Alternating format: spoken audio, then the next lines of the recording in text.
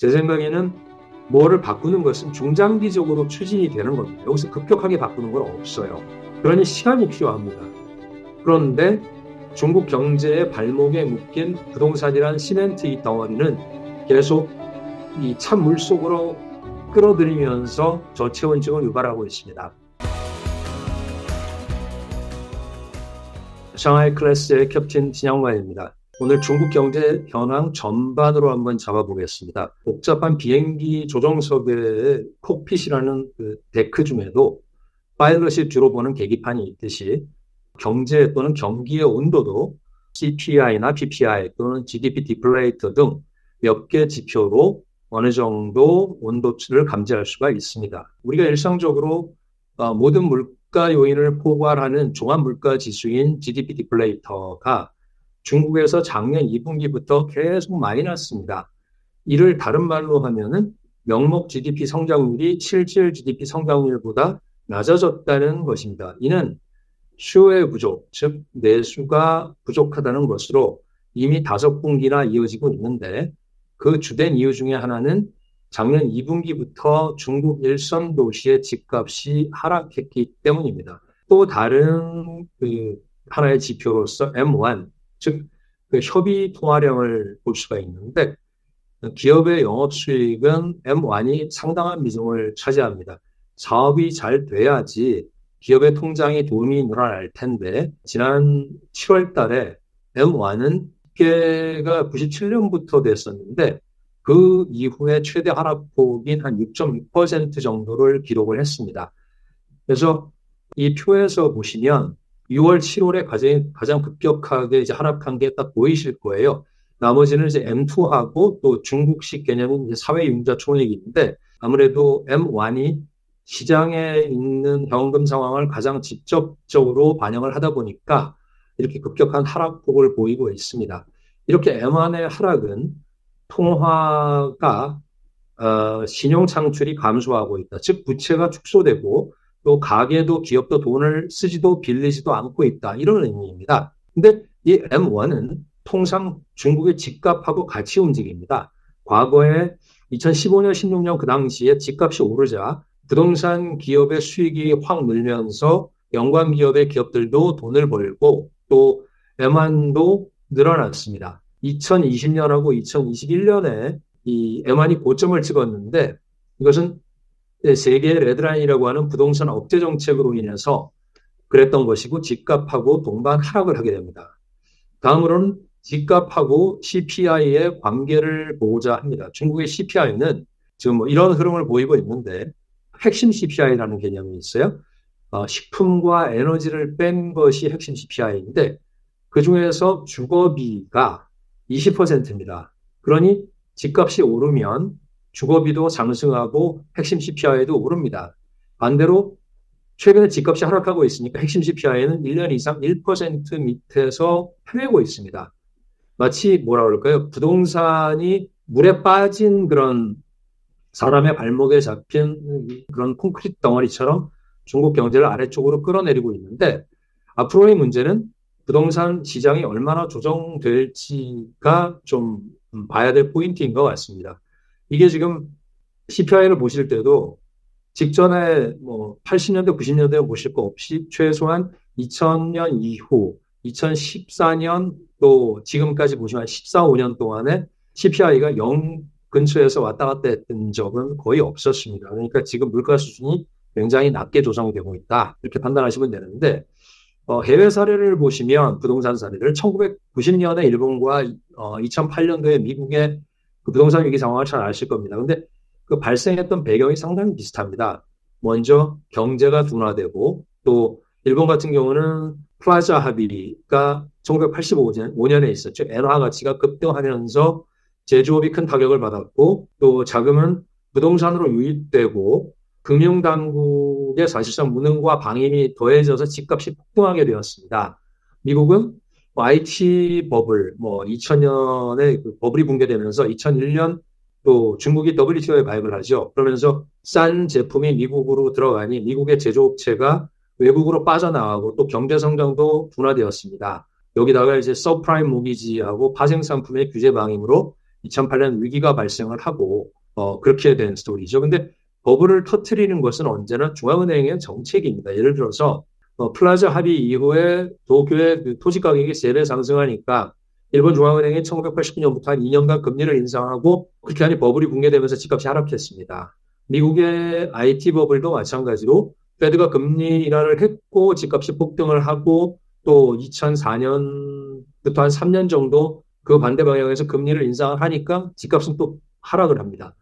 이렇게 과정은 비슷한데 지속하는 기간의 차이는 매우 다릅니다. 미국은 한 5년이 지나서 그 하락을 멈췄는데 지금 이 표가 이제 그렇죠. 일본 같은 경우는 고점을 찍고 20년을 쭉 빠집니다. 그런데 미국은 2007년에 위기가 있고 나서 5년 정도 하락하고 그 한 8, 9년 지나자 이게 2007년 수준으로 회복을 해버렸죠. 반면 일본은 그야말로 20년 동안 급전직하에서 2021년이 되어서야 안정화되면서 살짝 올라오는 뭐 이런 상황입니다. 그런데 여러분은 인플레이션과 디플레이션 중에서 어떤 게 더 나을까요? 비유적으로 뭐 제가 말씀을 드리면 인플레이션은 마치 건강한 사람이 감기가 들어서 열이 나는 것이라 그러면 디플레이션은 저체온증으로 몸이 식어버리는 더 위험한 것입니다. 이런 미국과 일본의 차이, 5년과 20년의 이런 시간 차이는 거시경제에 미치는 영향은 대단히 다릅니다. 그런데 이 차이는 누가 만들었느냐? 중앙은행의 시장 구제 속도와 강도가 달랐던 데 있습니다. 미국은 먼저 일본의 경험을 흡수해서 바로 그 제로금리를 시행을 했죠. 그리고 일본은행은 안정화되기도 전에 금리를 내리는 과정에서 다시 금리를 정상화시키려고 몇 번 시도를 했습니다.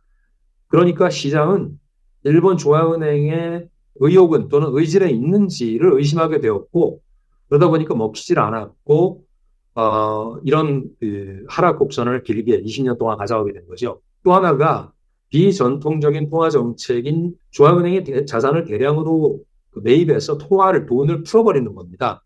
미국은 사실 대규모 유동성의 공급이 없이는 경제 회복도 없다는 신념을 가지고 QE를 시행하면서 MBS 즉 주택담보부증권을 샀습니다. 그때 이미 불실화된 MBS였지만 중앙은행 페드는 MBS의 60%, 국채의 20%를 매입하면서 미국 연준이 후방 지원을 한 것이 아니라 직접 총대를 메고 앞서 나간 것입니다. 일본은 그렇게 20년 동안 정체된 이후에 아베노믹스가 시작된 2012년부터 확장을 했지만 뒤늦은 감은 있지만 어쨌건 또 안정되고 상승하기 시작했습니다. 자, 이제 중국의 예를 들어볼게요. 중국은 2016년 이전에 저희가 앞에서 말한 PPI, CPI 같은 생산자 물가 지수가 계속 마이너스로 한 4년간 바닥을 기면서 경제가 어려워졌고 또 2014년 하반기부터 중앙은행이 돈을 풀어서 1조 위안 정도, 우리 돈 한 200조 원 정도의 돈을 풀어서 부동산 도심 재개발 주택의 대출을 퍼붓습니다. 중국말로 PSL인데 PSL로서 부동산 재고를 해소를 합니다. 연이어서 중앙은행은 상업은행에 또 4조 위안 한 800조 원의 재대출을 해주면서 2015년에 지방정부의 부채 조정을 해라. 이쪽 말로는 앞문을 열고 뒷문을 닫는 정책. 그렇게 이제 정책을 폈지만 사실상 앞문만 더 열었지 뒷문은 닫히지가 않았습니다. 그러니까 결국 앞뒷문이 다 열린 상황이 되니까 이게 지방정부가 부채가 급격하게 늘어납니다. 10조 위안 정도가 늘어났는데 그러면서 토지 매각 수익도 늘어나고 집값 상승도 이어졌습니다. 그래서 2021년부터 토지 매각 수익이 감소했지만 중국 지방정부의 부채 문제는 해결되지 않고 지금처럼 문제가 되고 있죠. 중국의 최근의 부동산 하락도 2001년부터 시작됐는데 그 시작점에 버튼을 누른 것이 이 세계 레드라인, 그 세계 홍선 정책이라고 합니다. 2014년 이전까지 신규 분양 주택은 하고 그 기존 주택, 그러니까 중고주택이라고 표현을 하죠. 비율이 한 4배, 4대 1 정도였는데 2021년 부동산이 정점을 찍을 때 신규 주택이 기존 주택 판매량의 10배가 넘어갑니다. 그 얘기는 뭐냐면 신축 아파트를 개발상들이 우리가 잘 알고 있는 헝다 같은 개발상들이 신축 아파트를 선분양하고 예치금을 받아서 사업을 계속 벌리고 확장을 합니다. 온별하게 확장을 하는 개발상들이 세계 레드라인이라는 막강한 부동산 규제 정책을 만나면서 자금을 계속 돌릴 수 없게 되면서 결국 막힌 자금이 터진 겁니다.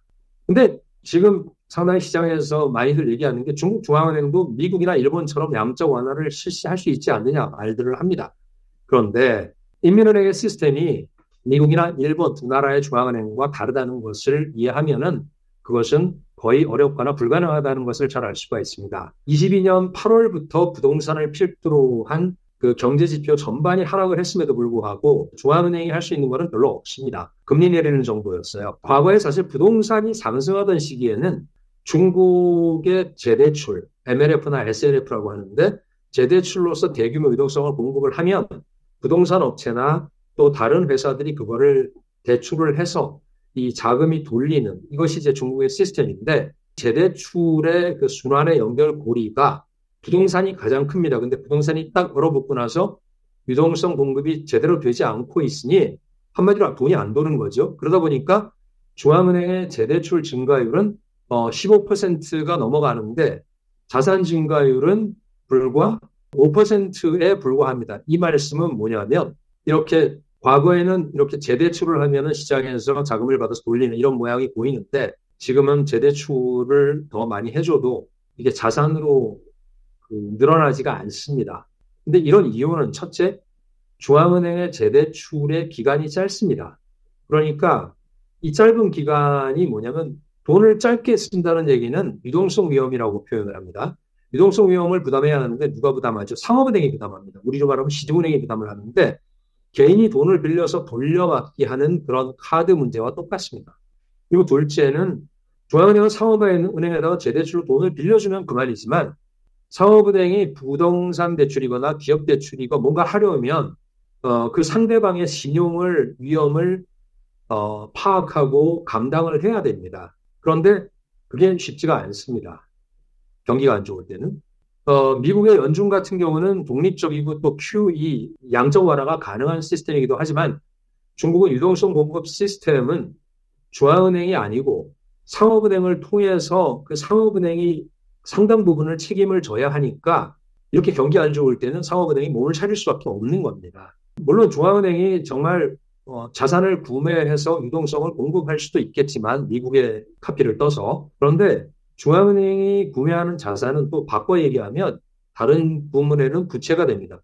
지금 이 분위기에서는 가게나 기업도 심지어 지방정부까지도 부채를 더 내고 싶지가 않아 합니다. 또는 못합니다. 그래서 이번 삼중전화에서 얘기된 것 중에 하나가 통화의 전도체계. 다시 말해서 중국이 이런 재대출에 의존한 통화 전도 시스템을 바꾼다고 선언적으로 지금 얘기를 했지만 제 생각에는 뭐를 바꾸는 것은 중장기적으로 추진이 되는 겁니다. 여기서 급격하게 바꾸는 건 없어요. 그러니 시간이 필요합니다. 그런데 중국 경제의 발목에 묶인 부동산이란 시멘트 이 덩어리는 계속 이 찬물 속으로 끌어들이면서 저체온증을 유발하고 있습니다. 그래서 지금 시장은 모두 중앙정부만을 바라보고 있습니다. 오로지 중앙정부만이 뭔가를 할 수 있을 겁니다. 중앙은행이 아니라 아마도 중국 중앙정부가 채권을 발행을 하든 뭘 하든 돈을 확보한다면 무엇을 위해서 어디에 쓸지를 지금 굉장히 고민을 하고 있을 겁니다. 소비를 자극할 수도 있고 출산이나 교육을 지원할 수도 있겠고 또 임대주택이나 노후 복지 등에 투입을 할 수도 있겠죠. 많은 상상력이 필요할 겁니다. 그래서 지금 중국의 통화정책과 금융정책의 변화를 우리는 계속 따라가면서 지켜봐야 하고 관심을 가져야 된다고 생각을 합니다. 네, 감사합니다.